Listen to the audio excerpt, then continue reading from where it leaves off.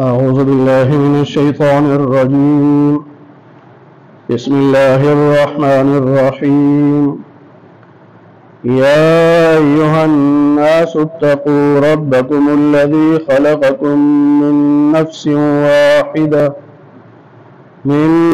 واحدة وخلق منها زوجها وبث منهما رجالا كثيرا ونساء واتقوا الله الذي تساءلون به والأرحام إن الله كان عليكم رقيبا. صدق الله العظيم. اللهم صل على محمد وعلى آل محمد كما صليت على إبراهيم وعلى آل إبراهيم إنك حميد مجيد. اللهم بارك على محمد وعلى آل محمد كما باركت على إبراهيم وعلى آل إبراهيم إنك حميد مجيد. چوتھے پارے کا 12واں رکوع سورہ نساء کا آغاز ہو رہا ہے. اس صورت میں یتیموں کے، عورتوں کے اور بیویوں کے حقوق بیان ہوئے. اس کی سب سے پہلی جو آیت ہے، اس آیت کو نکاح کے خطبہ میں پڑھنا مسنون ہے. آپ نے سنا بھی ہوگا کہ جب بھی نکاح کا خطبہ پڑھا جاتا ہے تو اس آیت کی تلاوت کی جاتی ہے، اور نبی پاک صلی اللہ علیہ وسلم خود اس آیت کی تلاوت فرماتے تھے، کیونکہ اس آیت میں کئی سبق ہیں. یا ایھا الناس پوری انسانیت کو خطاب ہے، قیامت تک آنے والے انسانوں کو خطاب. اتقوا ربکم، اپنے رب سے ڈرا کرو، اس کی نافرمانی سے بچو. الذی خلقکم من نفس واحدہ، تمہارا رب وہ اللہ ہے جس نے تمہیں ایک جان سے پیدا کیا، یعنی آدم علیہ السلام سے. وخلق منها زوجها، اور پھر آدم علیہ السلام سے اللہ نے ان کی بیوی کو پیدا کیا. تو میاں بیوی کا سلسلہ اللہ نے بنایا. چونکہ نکاح ہو رہا ہوتا ہے تو اس آیت کو پڑھا جاتا ہے، بتایا جاتا ہے کہ اللہ کے نام پر آج ایک غیر لڑکی اور غیر لڑکا آپس میں میاں بیوی بن رہے ہیں تو یہ اللہ کے حکم سے بن رہے ہیں. اس لیے دونوں کی ذمہ داری یہ ہے کہ اللہ سے ڈرے، کوئی نافرمانی والا کام نہ کرے. وَبَثَّ مِنْهُمَا رِجَالًا كَثِيرًا، اور ان دونوں سے یعنی آدم علیہ السلام اور ان کی بیوی حضرت حوا سے اللہ نے پھر بہت زیادہ مرد و عورت پیدا کی ہے. اب یہاں یہ بات بھی سمجھائی جا رہی ہے کہ رشتہ کسی برادری میں بھی ہو سکتا ہے، لازمی نہیں ہے کہ اپنی برادری میں کرنا. کیوں؟ پہلی بات تو یہ ہے کہ برادریاں تو تعارف کے لیے ہیں، پہچان کے لیے، اور برادریوں کی بنیاد پر تکبر کرنا یہ اللہ کو پسند نہیں کہ میں فلاں برادری کا ہوں لہذا میں اعلیٰ ہوں. نہیں، ایسا نہیں. ان اکرمکم عند اللہ اتقاکم، 26ویں پارے میں ہے سورہ حجرات میں. اللہ کی نظر میں عزت والا وہ ہوگا جو زیادہ متقی ہوگا، وہ کسی بھی برادری سے تعلق رکھے. تو نکاح کے موقع پر اس آیت کا پڑھنا یہ سمجھایا جا رہا ہے کہ لڑکا ہو چاہے لڑکی، جس مرضی برادری سے تعلق رکھے، تم برادری کی بنیاد پر اپنے آپ کو بڑا نہ سمجھنا.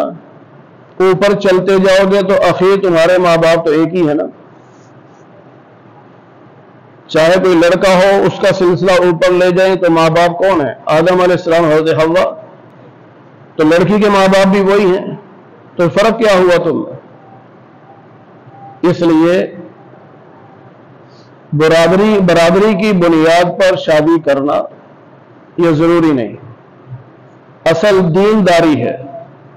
نبی پاک صلی اللہ علیہ وسلم نے فرمایا کہ رشتہ کرتے وقت لوگ بعض لوگ مال کو دیکھتے ہیں، بعض لوگ حسن و جمال کو دیکھتے ہیں اور بعض لوگ خاندان کو دیکھتے ہیں کہ اس کا نسب کیسا ہے، لیکن تم یہ چیزیں نہ دیکھنا، تم دینداری دیکھنا کہ لڑکی کے اندر دین ہے یا نہیں، اور لڑکی والے لڑکے کے بارے میں دیکھیں کہ یہ دیندار ہے کہ نہیں۔ ڈیفینس میں تبلیغی جماعت کے امیر ہوا کرتے تھے انعام الحق صاحب، ایئر کموڈور، بڑے نیک انسان تھے، بہت اللہ والے تھے۔ ایک مرتبہ فرمانے لگے، مولانا صاحب میری 4 بیٹیاں، میں نے چاروں کا جو رشتہ کیا صرف لڑکے کو نماز پڑھتے ہوئے دیکھا، سبحان اللہ، اس کی نماز مجھے پسند آئی، وہ جہاں مرضی ہو، کہتے بعض دفعہ جماعت میں گیا ہوا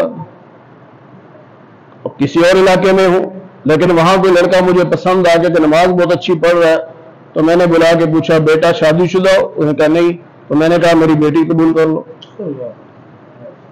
آج لوگ سمجھتے ہیں کہ یہ کام تو غریبوں کے ہیں، ایئر کموڈور غریب ہوتا ہے، پھر ڈیفینس کی کوٹھیوں میں رہنے والا۔ اس نے کہا اللہ کا فضل ہے، چاروں بیٹیاں خوش ہیں۔ تو یہ اللہ کے نبی صلی اللہ علیہ وسلم کا ارشاد ہے کہ رشتہ کرتے ہوئے دینداری دیکھو کہ دینداری ہے کہ نہیں ہے۔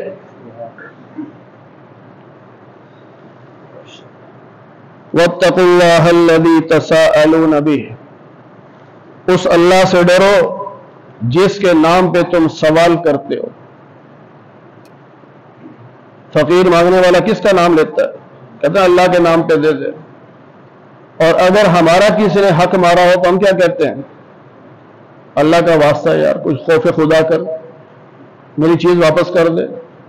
تو اللہ کہتا ہے جس رب کا واسطہ دے کر تم سوال کرتے ہو اس رب سے ڈرو کہ اب تم میاں بیوی بن رہے ہو۔ والارحام، اور صلہ رحمی کرو۔ صلہ رحمی کا مطلب ہوتا ہے رشتہ داریوں کو جوڑنا، توڑنا نہیں۔ جو صلہ رحمی کرتا ہے، رشتہ داریوں کو جوڑتا ہے، اللہ اس کے رزق میں بھی اور اس کی زندگی میں بھی برکتیں عطا کرتے ہیں۔ اور جو رشتہ داریاں توڑتا ہے اس کے رزق سے بھی برکت اٹھ جاتی ہے، زندگی سے بھی برکت اٹھ جاتی ہے۔ اب یہاں ایک بات انتہائی قابل توجہ ہے، اللہ عام لوگوں کی رشتہ داریوں کو نبھانے کا حکم دے رہے ہیں، عام لوگوں کو، تو کیا نبی کی رشتہ داریاں نہیں نبھانی چاہیے؟ ان کی حیا نہیں کرنی چاہیے؟ کتنے بدنصیب ہیں وہ لوگ جنہوں نے نبی کے خاندان کو کربلا میں کاٹ ڈالا، انہیں اتنی بھی حیا نہیں آئی کہ یہ رشتہ دار کس کے ہیں۔ ہم کہتے ہیں حیا کر، تیرا ماموں لگتا ہے، تیرا چچا لگتا ہے، حیا کر تیرا بڑا بھائی ہے۔ ان کو حیا نہیں آئی کہ یہ نبی کے نواسے ہیں، نبی کے رشتہ دار ہیں۔ اور حدیث پاک میں نے ابھی سنائی نا کہ جو رشتہ داری کا لحاظ نہیں کرتا اللہ رزق کی برکت اٹھا لیتا ہے، زندگی کی برکت اٹھا لیتا ہے۔ اس واقعے کے بعد یزید پھر زندہ نہیں رہ سکا، بمشکل 2 سال زندہ رہا، بمشکل۔ یہ واقعہ ہمیں بتا رہا ہے جب نبی کی رشتہ داریوں کا حیا نہیں کرو گے تو رب بھی حیا نہیں کرے گا تمہارا۔ اور بعض احادیث میں ہے کہ نبی علیہ السلام نے فرمایا کل قیامت کے دن حسین کی طرف سے وکیل میں ہوں گا۔ تو جس کا وکیل نبی ہو وہ کبھی ہار سکتا ہے، اور جس کے خلاف نبی وکیل بن گئے وہ کبھی جیت سکتا ہے؟ یہ ایک بہت بڑا فتنہ اب اٹھ گیا ہے آج کل کے دور میں، چونکہ فیس بک عام ہے تو گھروں میں بیٹھے ہوئے لوگ یہ فتنہ اٹھا رہے ہیں، یزید کی تعریفیں کر رہے ہیں، یزید کو جنتی کہہ رہے ہیں، یزید کو امیر المومنین لکھ رہے ہیں، یزید کو امیر الصحابہ لکھ رہے ہیں۔ بلکہ ایک کتاب آئی حیات سیدنا یزید رحمت اللہ علیہ، اندازہ لگائیں. یہ قیامت کی نشانی ہے کہ نبی کے رشتہ داروں کا بھی حیا نہیں کر رہے. ان اللہ کان علیکم رقیبا، اللہ تو نگران ہے، دیکھ رہا ہے سب کچھ. کبھی کبھی اللہ دنیا میں دکھا دیتا ہے، وگرنہ آخرت میں تو حساب کتاب ہے ہی ہے سب کا. وآتوا الیتامی اموالہم، یتیم کا مال اسی کو دو، کسی اور کو نہیں دینا. بعض مرتبہ باپ فوت ہو گیا، اولاد چھوٹی ہے، تو کوئی تو گارڈین بنتا ہے نا، جس طرح ہمارے ہاں عدالت میں جا کے سارا جمع کراتے ہیں ڈاکومنٹس. عدالت متعین کر دیتی ہے کہ فلاں اس کا گارڈین ہوگا، جب تک یہ جوان نہ ہو جائے اس کی پراپرٹی کا وہ ذمہ دار ہے. تو جو گارڈین بنا اس کو اللہ حکم دے رہے ہیں کہ جب یہ جوان ہو جائے گا یتیم تو مال اسی کے حوالے کرنا ہے، کسی اور کو نہیں دینا. اور پھر مال میں رد و بدل بھی نہیں کرنا کہ اچھا مال خود رکھ لیا کہ اس یتیم کو کیا پتا، یہ تو بچہ تھا، اب جب جوان ہوا تو گھٹیا مال اس کو دے دیا. جس طرح پہلے زمانے میں بکریوں کا کاروبار زیادہ ہوتا تھا، تو اب یتیم کے حصے میں بکریاں مثال کے طور پہ 20 بکریاں آ گئی. اب وہ بڑی عمدہ اچھی بکریاں ہیں، چچا گارڈین بن گیا. اب جب یتیم جوان ہوا تو گنتی پوری کرنے کے لیے 20 بکریاں تو پکڑا دی، لیکن بیمار کمزور پکڑا دی، اچھی خود رکھ لی. اللہ کہتا ہے وَلَا تَتَبَدَّلُوا الْخَبِيثَ بِالطَّيِّبِ، عمدہ مال خود رکھ کے اس کے بدلے میں گھٹیا مال یتیم کو نہ دینا. جیسا مال اس کا تھا ویسا مال اس کو دینا. اور وَلَا تَأْكُلُوا أَمْوَالَهُمْ إِلَىٰ أَمْوَالِكُمْ، یتیم کا مال بھی نہیں کھانا، اس کی اجازت نہیں. آگے آیت آ رہی ہے، اس میں اللہ تعالیٰ نے اجازت دی، لیکن اجازت کیسے دی؟ وَمَنْ كَانَ غَنِيًّا فَلْيَسْتَعْفِفْ، جو مالدار ہے خود وہ یتیم پر اپنا پیسہ خرچ کرے ثواب لینے کے لیے، یتیم کے مال کو نہ چھیڑے. لیکن اگر کوئی غریب ہے، گارڈین بن گیا لیکن غریب ہے بیچارے، گزارے مشکل سے ہوتا ہے، تو اتنا مال لے سکتا ہے جتنا ایک بچے پہ خرچہ آتا ہے، اس سے زیادہ نہیں. گارڈین اگر غریب ہو تو اتنا مال یتیم کے مال میں سے لے سکتا ہے اس یتیم پر خرچ کرنے کے لیے جتنا ایک بچے پر خرچ آتا ہے. پہلے تو حکم یہ تھا کہ یتیم کے مال کو الگ کرو، دوسرے بارے میں ہم پڑھ چکے، بڑی مشکل آتی تھی. اب عورتیں بیچاری پریشان، اپنے گھر کا کھانا الگ پک رہا ہے، یتیم کا الگ پک رہا ہے. پھر اس میں نقصان بھی تھا، محنت بھی زیادہ ہو رہی اور نقصان بھی ہو رہا ہے کہ بعض مرتبہ یتیم کو بھوک نہیں، بچے کو وہ نہیں کھا رہا تو سالن خراب ہو گیا، روٹی بڑی خراب ہوگی، اسے بھوک نہیں ہے. اس لیے اللہ نے پھر اجازت دے دی کہ اپنے کھانے میں اسے شریک کرو. اگر مالدار ہو تو اس سے پیسے نہ لو، یتیم بچہ ہے ثواب ملے گا. لیکن اگر غریب ہو تو پھر حساب لگا لو کہ میرے اپنے بچوں پہ مہینے کتنا خرچہ آتا ہے، تو جتنا ایک بچے پہ خرچہ آتا ہے اتنا اس کے پیسوں میں سے لے سکتے. اِنَّهُ كَانَ حُوبًا كَبِيرًا، یتیم کے مال کو کھا جانا یا گھٹیا مال دینا یہ بہت بڑا گناہ ہے، بہت بڑا گناہ. وَإِنْ خِفْتُمْ أَلَّا تُقْسِطُوا فِي الْيَتَامَى، یتیم بچے بھی ہوتے ہیں، بچیاں بھی ہوتی ہیں. تو بعض مرتبہ گارڈین بن گیا اور وہ یتیم بچیاں اس کی پرورش میں آ گئی. اب بچیاں جوان ہوئی تو سوچ میں پڑ گیا اگر کہیں اور شادی کرتے ہیں تو اس کا مال بھی اس کے ساتھ چلا جائے گا، تو کیوں نہ میں خود ہی نکاح کر لوں. بعض رشتے ایسے ہوتے ہیں، کوئی یتیم بچی مل گئی لیکن وہ سگی بھتیجی نہیں ہے، دور پار سے بھتیجی یا دور پار سے بھانجی ہے، سگی نہیں ہے، تو پال لیا. اب دیکھا جوان ہو رہی تو اب بعض لوگ کیا کرتے کہ یتیم کا والی وارث تو میں ہی ہوں، کوئی اور تو ہے نہیں، میں خود نکاح کر لوں، حق مہر بھی نہیں دوں گا، تھوڑا سا دے دوں گا، مال بھی میرے پاس رہے گا اور مجھے کوئی پوچھے گا بھی نہیں، کہ انصاف بھی نہیں کرتا، کوئی پوچھنے والا نہیں. اس سے اللہ نے فرمایا کہ اگر تمہیں یہ ڈر ہو کہ یتیم بچیوں کے بارے میں انصاف نہیں کر سکو گے تو پھر یتیم سے نکاح نہ کرو، اپنی آخرت برباد مت کرو. اس کا نکاح کہیں اور کراؤ تاکہ اس کے حقوق ادا کرنے والا ہو اور تم اس کے پیچھے سپورٹ کرنے والے ہو۔ اللہ فرماتے ہیں کہ اگر تمہیں شوق ہو نکاح کا اور یتیم کے بارے میں ڈر ہے کہ انصاف نہیں کر سکوں گا تو اور عورتیں موجود ہیں، فَانْكِحُوا مَا طَابَ لَكُم مِّنَ النِّسَاءِ، اور بہت ساری عورتیں ہیں، تمہیں ان میں سے جو پسند آئے 2 کر لو، 3 کر لو، 4 کر لو۔ 4 تک کی اللہ نے اجازت دی کہ 4 کر سکتے ہو، لیکن اگر تمہیں ڈر ہو کہ انصاف نہیں کر سکو گے تو پھر فواحدۃ، پھر ایک ہی کافی ہے۔ اگر انصاف نہیں کر سکتے تو پھر ایک کافی، لیکن اس کے ساتھ بھی اللہ نے رعایت دی ہے، او ما ملکت ایمانکم، باندیاں رکھ لو، بیوی ایک رکھ لو۔ باندیوں کے لیے انصاف نہیں ہے تو باندیاں جتنی مرضی رکھ لو، لیکن اب تو باندیاں بھی نہیں، اب بندہ کدھر جائے پھر یہاں سمجھنا چاہیے کہ قرآن کریم نے نکاحوں کا سلسلہ شروع ہی 2 سے کیا ہے۔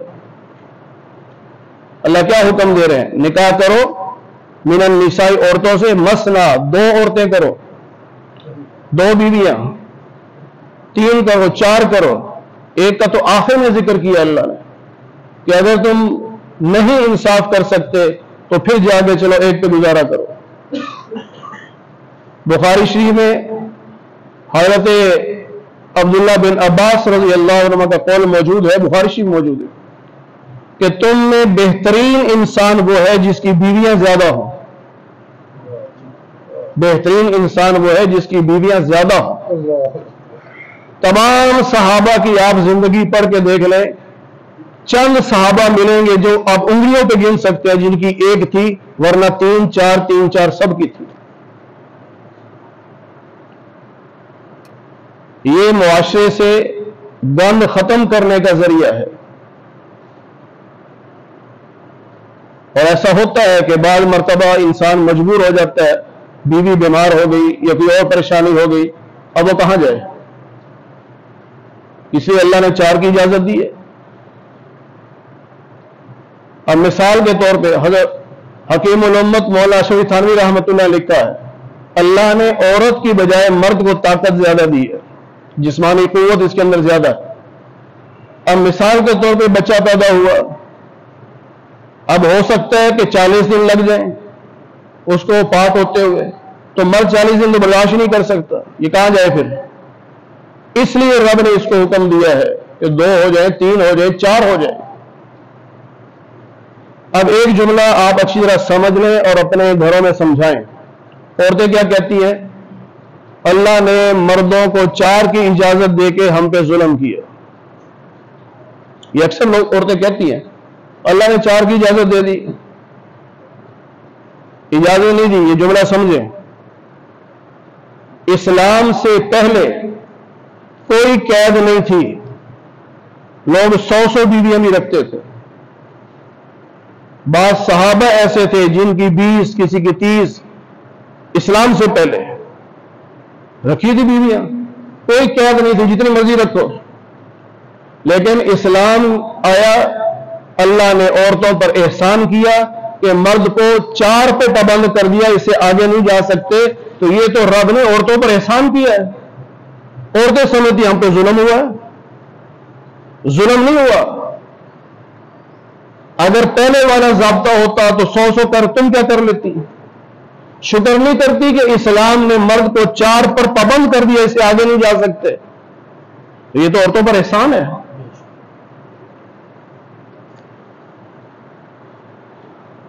پھر لوگ کیا سمجھتے ہیں؟ اور یہ انصاف نہیں ہو سکتا، بس شیطان نے پٹی پڑھا دی، انصاف ہو ہی نہیں سکتا۔ اگر انصاف نہیں ہو سکتا تو رب نے اجازت کیوں دی؟ بلکہ حکم ہے، فن کی ہو، یہ حکم ہے، کیوں کہا؟ صحابہ کی مثال دیں، اور جی وہ تو صحابہ تھے، تو بھئی صحابہ تھے، مسلمان تھے نا، تو ہم بھی تو مسلمان ہیں۔ برابری کے لیے صرف 2 چیزیں ہیں، بعض لوگ بہت غلط سمجھتے ہیں، انہیں پتہ نہیں ہوتا۔ برابری کے لیے 2 چیزیں ہیں صرف، وقت برابر دینا ہے اور خرچہ برابر دینا ہے، بس اس کے علاوہ تیسری کوئی چیز نہیں جس میں برابری ہو۔ اگر آپ کی روٹین ہے کہ عشاء کے بعد آپ گھر جاتے ہیں تو پہلی بیوی کے پاس عشاء کے بعد جا رہے ہیں تو دوسری کے پاس بھی عشاء کے بعد جانا ہے۔ یہ نہیں ہے کہ ایک کے پاس آپ عشاء کے بعد جا رہے ہیں اور ایک کے پاس آپ کو 12 بجے جا رہے ہیں، یا دفتر سے آپ کو 5 بجے چھٹی ہوتی ہے، آپ پہلی کے پاس 5 بجے چھٹی کر کے چلے جاتے ہیں تو دوسری کے پاس بھی چھٹی کر کے چلے جائیں، جس دن اس کی باری ہے اس کے پاس چلے جائیں، یہ برابری ہے۔ اور خرچے میں برابری کہ دونوں بیویوں کا خرچہ برابر باندھ دو کہ اتنے پیسے آپ کو میں دیا کروں گا۔ آگے رہ گئے بچے، ہر بچے کا خرچہ الگ الگ متعین کر دیں۔ مثال کے طور پہ 5,000 روپے اگر ایک بچے کا کچن خرچ آتا ہے تو آپ طے کریں گے میں ہر بچے کا 5,000 دوں گا، جس کے جتنے بچے ہیں اتنے 5,000 اس کو مل جائیں گے۔ بس وقت برابری اور خرچہ برابر، اور تیسری کوئی چیز نہیں۔ ہاں اگر بیوی خود ہی معاف کر دے تو کتنا آسان کام ہے۔ بیوی خود ہی معاف کر دے کہ جی مجھے پتہ ہے آپ مصروف ہوتے ہیں یا میں دور رہتی ہوں، روزانہ آنا جانا مشکل ہے، میں نے باری معاف کر دی، جب آپ کا دل کرے آپ آ جائیں، تو یہ بھی آسان ہو گیا، کوئی پکڑ نہیں۔ اور بعض بیویاں ایسی مل جاتی ہیں جو خود نوکری کر رہی ہوتی ہیں، یا آج کل تو آن لائن سسٹم چلا ہوا ہے، لوگ کما رہے ہیں، پڑھا رہی ہیں، آن لائن پڑھا رہی ہیں، وہ کہتی ہے مجھے خرچے کی بھی ضرورت نہیں، تھوڑا بہت جتنا دینا آپ نے دے دیں، میں برابری نہیں کرتی پہلے کی، تو دونوں پریشانیاں ختم ہو گئی۔ اصل ہمارے ہاں معاشرے میں گندگی یہ ہے کہ جو ہی نکاح کا نام لیں گے یا شادی کا نام لیں گے فوراً دماغ میں سیکس آ جاتا ہے۔ نکاح سیکس کا نام تو نہیں ہے، وہ تو ایک ضرورت ہے انسان کی۔ اصل یہ ہے کہ اللہ کے نام پر میاں بیوی ایک ہو اور ایک دوسرے کی عزت کے محافظ بنے۔ کتنی بیوہ عورتیں پھر رہی ہیں، متعلقہ عورتیں پھر رہی ہیں، کوئی نکاح کرنے کو تیار نہیں۔ پھر آپ نے خود دیکھا ہوگا، مجھ سے زیادہ آپ کا تجربہ ہوگا، ایسی عورت جب محلے سے نکلتی ہے تو لوگ آنکھیں پھاڑ پھاڑ کے دیکھتے ہیں، کیوں؟ اس کا سائیں سر پہ نہیں ہے نا، اس کا شوہر اس کے سر پہ نہیں ہے، والی وارث کوئی نہیں سر پہ، ہر بندہ آنکھیں پھاڑ کے دیکھتا ہے، لوگ تبصرے کرتے ہیں اسے گزارا کیسے ہو رہا ہے، پھر کہیں 2 نمبر ہوگی۔ اس جملے سے بچانے کے لیے اسلام نے کہا ہے کہ کسی عورت کو بغیر شوہر کے مت رہنے دو، 18ویں پارے میں آئے گا سورہ نور میں، وَأَنكِحُوا الْأَيَامَ مِنكُمْ وَالصَّالِحِينَ مِنْ عِبَادِكُمْ وَإِمَائِكُمْ، سب کے نکاح کرواؤ، نہ کسی کو رندوا رہنے دو، نہ کسی کو بیوہ یا متعلقہ رہنے دو، سب کے، قرآن کا حکم ہے، سب کے نکاح کراؤ۔ پھر ہمارے ہاں وہ رسموں کی وجہ سے اور جی خرچہ کہاں سے ہوگا، پیسے نہیں ہے، خرچہ نہیں ہے، وہ تو ہم نے ضروریات اپنی جان بوجھ کے فضول خرچیوں میں لگائی ہوئی ہے نا۔ تو اللہ کیا کہتے ہیں، إِن يَكُونُوا فُقَرَاءَ يُغْنِهِمُ اللَّهُ مِنْ فَضْلِهِ، اگر تم فقیر ہو نکاح کروا دو، یعنی جن کے نکاح کروانے اگر وہ فقیر ہے تو نکاح کرواؤ، میں اپنے فضل سے انہیں مالدار کر دوں۔ یہ اللہ کا وعدہ ہے، قرآن میں ہے۔ إِن يَكُونُوا فُقَرَاءَ، اگر وہ فقیر ہیں، يُغْنِهِمُ اللَّهُ مِنْ فَضْلِهِ، اللہ اپنے فضل سے انہیں مالدار کر دے گا۔ میں کہا کرتا ہوں کہ ہم بھی کیسے عجیب لوگ ہیں، رب سے ضد لگاتے ہیں، آپس کی ضد تو ایک الگ چیز ہے، رب سے ضد۔ اللہ کہتے ہیں نکاح کر پیسے دوں گا، یعنی پہلے پیسے دے پھر نکاح کروں گا۔ رب سے ضد لگا کے بیٹھے ہوتے، نہیں پہلے پیسے دے، اللہ کہتے ہیں تو نکاح کر میں دوں گا، کہتے نہیں۔ آج کل یہی نہیں ہو رہا، کئی نوجوان ملتے ہیں، میں پھر پوچھتا رہتا ہوں ابھی شادی ہوئی؟ نہیں جی استاد جی، کیوں؟ ماں باپ کہتے ہیں پہلے 5 لاکھ جمع کر پھر شادی کریں گے۔ ڈیفینس میں ایک نمازی تھا، میرے پیچھے نماز پڑھتا تھا، عبد الواحد بٹ، اب تو فوت ہو گیا، اللہ اس کی مغفرت فرمائے۔ اس کی کوٹھی کے باہر مجمع لگ گیا، رش ہو گیا، بڑا شور مچا، میں نے بھی دیکھ لیا، لیکن میں گیا نا وہاں، جب وہ نماز پہ آیا تو میں نے پوچھا کیا چکر تھا؟ کہتے جی میرے بیٹے نے کسی لڑکی کے ساتھ غلط حرکت کی، وہ حاملہ ہو گئی، وہ لڑکی ہمارے دروازے پہ آ گئی، کہتی ہے اب اس بچے کا جو باپ ہے وہ تو تیرا بیٹا ہے، مجھے نکاح کرواؤ۔ تو وہ جاتی نہیں تھی، ہم نے مار مار کے بھگا دیا، دفعہ ہو جا، نکل جائے یہاں سے۔ میں کہ تمہارے بیٹے قصور نہیں تھا؟ کہ تھا قصور، بچے غلطی کر جاتے ہیں۔ میں کہ عمر کتنی ہے؟ کہ 32 سال۔ میں کہ بیٹے کی شادی کیوں نہیں کرتے پھر؟ 32 سال کا جو ہو گیا تو شادی کیوں نہیں کرتے؟ یہ تقریباً سمجھ لیں 2001 یا 2002 کی، یعنی 20 سال پرانی بات۔ کہتا ہے میں نے بیٹے سے کہا ہوا ہے جس مہینے 15,000 کما کے لے آئے گا اور یقین دلائے گا کہ ہر مہینے 15,000 کما لوں میں تو شادی کر دوں گا، ورنہ شادی نہیں کرنی۔ کیسے عجیب لوگ ہیں۔ اور انہی سے پوچھو، یہ رمضان میں نا، یہ ادھر آگے آبادی ہے آلو روڈ پہ، وہاں میووں کی شادیاں تھی 4 کٹھی، مسجد میں نکاح تھا، 4 نکاح تھے۔ مجھے بلایا ہوا تھا تو میں نے بیان میں کہا، میں کہ عجیب لوگ ہیں، عموماً آپ لوگوں کے بچے زیادہ ہوتے ہیں، تو جب پوچھو بچے بڑے، بس جس روح میں آنا ہے اس نے آنا ہی آنا ہے، ہر روح اپنا رزق ساتھ لے کے آتی ہے۔ میں کہ یہاں تک آپ کا ایمان بالکل ٹھیک ہے، بچے زیادہ پیدا کرو، یہ اللہ کے نبی کا حکم ہے، یہ کوئی مذاق کی بات نہیں ہے، اور مذاق بھی نہ کیا کرو جس کے بچے زیادہ ہوں۔ اللہ کے نبی خود فرماتے ہیں ایسی عورت سے شادی کرو جو بچے زیادہ پیدا کرے۔ کیوں؟ آپ نے فرمایا تاکہ قیامت کے دن میں فخر کروں کہ میری امت سب سے زیادہ ہے۔ اللہ کے نبی فرما رہے ہیں۔ تو میں نے کہا یہاں تک تمہارا عقیدہ ٹھیک ہے کہ جو بچہ آ رہا ہے اپنا رزق ساتھ لے کے آ رہا ہے۔ میں کہ لیکن آگے کام خراب کرتے ہو آپ۔ وہ کیا؟ میں کہ بچہ جوان ہو گیا، وہ کہتا ہے ابو شادی کر دو۔ نہیں، ابھی شادی نہیں کرنی۔ کیوں؟ ابھی پیسے نہیں ہے، خرچہ نہیں ہے، فلاں نہیں ہے۔ اور بھائی جب بچہ پیدا ہوا تھا تم نے کہا تھا جو پیدا ہوتا ہے رزق ساتھ لے کے آتا ہے، تو جو بہو آئے گی وہ رزق ساتھ نہیں لائے گی کہ اس کا رزق ختم ہو جائے گا وہاں؟ کہیں قرآن حدیث میں ہے کہ جب بچی کو آپ رخصت کر دو گے اس کا رزق ختم ہو جائے گا؟ تو جہاں گھر میں 10 بندوں کی روٹی پکتی ہے، ایک بہو اور آ جائے گی تو روٹی اس کی بھی پک جائے گی، اللہ برکت دے دے گا۔ پھر جب نکاح ہو گیا اللہ اس کی برکت سے اور دولت دے دے گا۔ ہم مسلمان ہیں، ہمیں قرآن پر ایمان رکھنا چاہیے، اور یہ حدیث پاک سے ثابت ہے۔ ایک صحابی تشریف لائے، کمارے تھے، یا رسول اللہ حالات ایسے ہیں کبھی کھانے کو ملتا ہے کبھی نہیں ملتا، فرمایا نکاح کر لو۔ تو ایک دفعہ تو انہوں نے بھی کہا یا رسول اللہ اپنا خرچہ پورا نہیں ہوتا، فرمایا نکاح کر لو۔ نکاح کر لیا۔ پھر کچھ مہینوں کے بعد ہے یا رسول اللہ حالات نہیں بدلے، فرمایا ایک نکاح اور کر لو۔ انہیں کر لیا۔ پھر آئے یا رسول اللہ ابھی بھی حالات بدلے نہیں، فرمایا ایک نکاح اور کر لو۔ جب تیسرا نکاح کیا تو اللہ نے دولت کی ریل پیل کر دی۔ سبحان اللہ، سبحان اللہ۔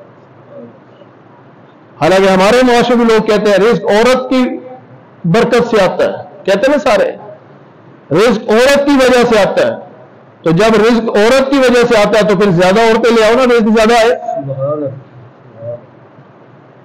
لیکن ہم لوگ عجیب لوگ ہیں، نماز روزے کی حد تک بڑے پکے مومن ہیں، لیکن جہاں شادی بیاہ کی بات آ جائے وہاں رسم و رواج شروع ہو جاتے ہیں، وہاں اپنی چیزیں شروع ہو جاتی ہیں۔ تو قرآن حکم دے رہا ہے کہ تم 2 بیویاں رکھو یا 3 رکھو یا 4 رکھو، اور اگر ڈر ہو تو پھر 1 رکھو، اور اس کے ساتھ باندیاں بھی رکھ سکتے ہو، لیکن آج کل چونکہ باندیاں نہیں ہیں۔ پھر اللہ فرماتے ہیں یہ اس بات کے زیادہ قریب ہے کہ تم انصاف کر سکو۔ یہ عجیب بات ہے، اللہ ایک کا کہہ رہے ہیں نا کہ اگر تمہیں ڈر ہو کہ انصاف نہیں کر سکو گے تو 1 کرو، پھر 1 کے بارے میں اللہ کہہ رہے ہیں کہ یہ زیادہ قریب ہے کہ تم انصاف کر سکو۔ کیا مطلب؟ بعض لوگ 1 کے ساتھ بھی انصاف نہیں کرتے، بیوی 1 ہوگی انصاف نہیں کرتے۔ جسے انصاف کرنا ہے وہ 4 کے ساتھ بھی کر سکتا ہے، جسے نہیں کرنا ہے وہ 1 کے ساتھ بھی نہیں کر سکتا۔ آپ نے یہ کیسے ہو سکتا ہے جی 1 کے ساتھ انصاف؟ آپ نے دیکھا نہیں آپ کے محلے میں کچھ لوگ ہوں گے نکاح کیا، 1 مہینہ رہے دوسرے ملک چلے گئے، 2 سال 3 سال واپس نہیں آ رہے۔ اب یہ ظلم نہیں ہے عورت کے ساتھ؟ یہ بھی تو ظلم ہے۔ کیا ماں باپ کی خدمت کے لیے رکھا ہے اس کو، گھر کی صفائی کے لیے رکھا ہوا بس، ان لوگوں کو سمجھایا کرو جو باہر جا رہے ہو انہیں تو یا تو باہر شادی کر لو، اگر یہاں کرنی ہے تو پھر اس کو ساتھ لے جاؤ، یا یہاں رہو یا ساتھ لے جاؤ۔ نکاح کس لیے ہوتا ہے؟ میاں بیوی کے اکٹھے رہنے کے لیے ہوتا ہے، یہ تو نہیں ہے کہ تم وہاں پھرتے رہو اور یہ بیچاری یہاں نوکر بن کے کام کرتی رہے۔ پھر اللہ فرماتے ہیں کہ جب نکاح کرو گے نا تو حق مہر بھی دینا ہوگا نا، تو اللہ کہتے ہیں حق مہر دو نحلتن، دل کی خوشی سے دو۔ لیکن ہمارے یہاں کیا ہوتا ہے؟ سارے کام خوشی خوشی ہو رہے ہیں، مہینہ پہلے تیاریاں ہو رہی ہیں، وہی مکان کیا فرق پڑتا ہے، لیکن اسی کو رینوویٹ کر رہے ہوں گے، پھر لائٹنگ ہو رہی ہوگی، ڈھول ڈھمکا ہو رہا ہوگا، پتہ نہیں کتنی رسمیں ہوں گی، لمبی براتیں جا رہی ہوں گی، کھانے پینے کا انتظام ہو رہا ہوگا۔ اب جب مولوی صاحب پہنچیں گے نکاح، اب کہیں حق مہر ایک دوسرے منہ دیکھ رہے ہوتے ہیں۔ ہمارا تجربہ کوئی بھی نہیں پھٹ بولتا، ابھی ہاں طے ہو گیا بھی اتنا حق مہر لکھ لو، ایک دوسرے منہ دیکھیں گے، ٹھیک ہے جی آپ بتاؤ جی، آپ بتاؤ جی۔ سنت کے مطابق پھر بعض دفعہ بڑے نیک بننا چاہتے ہیں نا، بعض وہ سمجھتے ہیں ہمیں بڑا علم ہے، بات بول پڑ گئے اور جی فاطمی حق مہر لکھ دو، فاطمی حق مہر۔ میں کہتا ہوں میں کہ اجازت ہے لکھ دوں، تو پھر وہ چونک جاتے ہیں کہ لگتا ہے گڑبڑ ہوگی، مولوی صاحب نے دوبارہ پوچھا نا کہ گڑبڑ ہوگی، میں کہ جی اگر کہیں تو لکھ دوں، نہیں کتنا بنتا ہے، میں کہ فاطمی حق مہر آج کل 3.5 لاکھ روپے بنتا ہے، بولو لکھ دوں؟ نہیں مولوی صاحب 5,000 روپے لکھو جی۔ دیکھو تم نے 5,000 لکھوانا تھا تو پہلے بول دیتے نا، یہ کھپرے کی ضرورت کیا ہے؟ آپ اندازہ لگائیں، جو بچی کا حق ہے وہاں آ کے ہماری ساری غربت نظر آتی ہے، باقی رسم و رواج میں کوئی غربت نظر نہیں آتی۔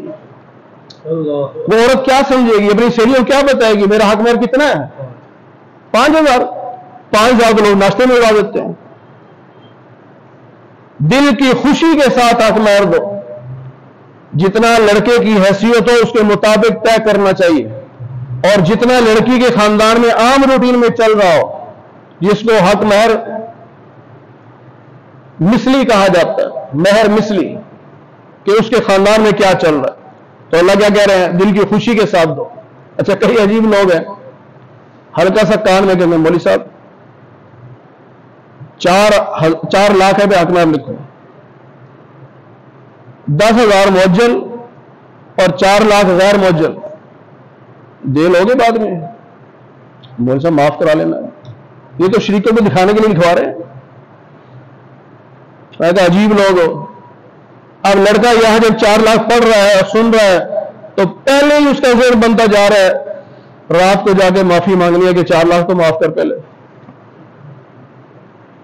پھر کہتے ہیں بڈھی سے لگ گیا، تم نے خود ہی 4 لاکھ لکھوا کے نیچے لگایا اسے۔ یہ دھوکے بازی نہیں کرنی چاہیے، دکھلاوا نہیں کرنا چاہیے، جھوٹ نہیں بولنا چاہیے۔ اگر دینا ہے تو لکھو، نہیں دینا تو صاف لکھواؤ، اتنا حق میں بات ختم۔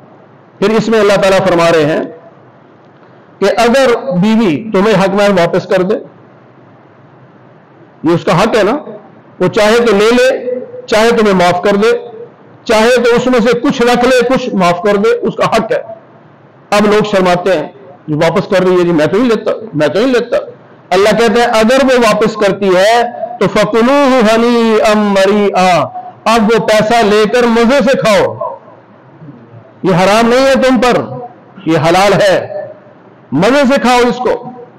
اس نے ہدیہ دیا تمہیں، اپنے مال میں سے تم اسے تحفہ دیا، گفٹ کیا، واپس کیا ہے، تو مرد کو حکم ہے خوشی سے حق مہر دو، اور اگر عورت معاف کر دیتی ہے، یہ کچھ واپس کر دیتی ہے تو پھر شرمندہ ہونے کی ضرورت نہیں، وہ مال لے کر اس کے اپنے استعمال میں لے آؤ۔ اللہ تعالیٰ ہمیں قرآن کریم کی صحیح سمجھ نصیب فرمائے۔ الحمدللہ رب العالمین والعاقبۃ للمتقین والصلاة والسلام علی سید الانبیاء والمرسلین وعلی آلہ واصحابہ اجمعین۔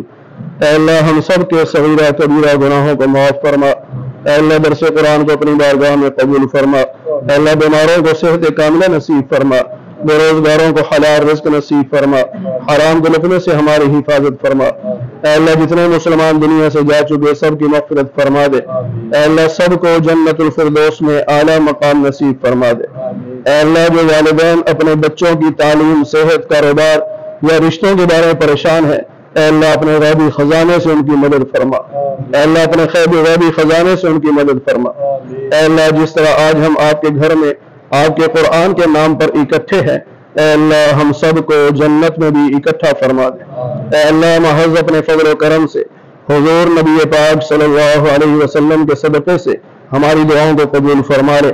وصلی اللہ علی النبی الکریم برحمتک یا ارحم الراحمین۔